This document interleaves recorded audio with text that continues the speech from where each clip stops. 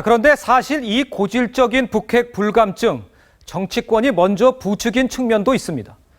노무현 전 대통령을 비롯한 현 야권의 핵심 인사들은요, 북한의 이딴 핵미사일 도발에도 북핵 개발 의지와 안보 영향력을 애써 축소하는 발언을 하기도 했습니다.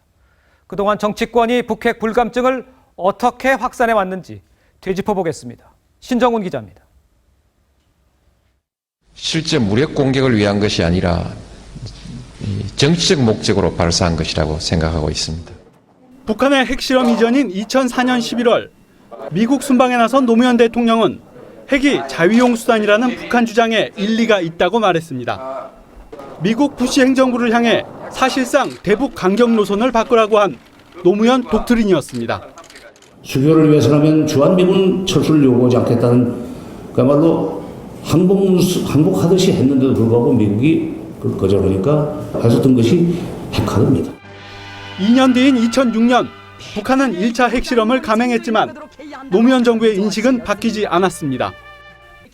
당시 국회 긴급 현안 질의에서 한명숙 총리는 북한의 핵무기는 우리를 겨냥한 것이 아니라고 했습니다. 노무현 정부에서 통일부 장관을 지낸 정동영 의원은 북핵이 비군사적 생존 전략에서 비롯된 것이라고 했습니다. 통일 후에도 사실은 생존을 구한 거예요. 생존을. 자, 북핵 문제의 뿌리는 여기서 크게 92년 미국의 손을 내밀었던 수교해달라고 하는 요구가 거절당하고 지난 1월 4차 핵실험 이후에도 야권의 불감증은 바뀌지 않았습니다. 북한 핵미사일을 막기 위해 배치하기로 결정한 사드에 대해 국민의당은 거세게 반대했고 더불어민주당에서도 반대 당론을 세우겠다는 목소리가 쏟아졌습니다.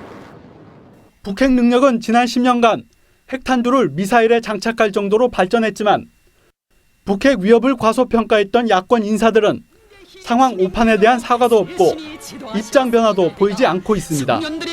TV조선 신정훈입니다.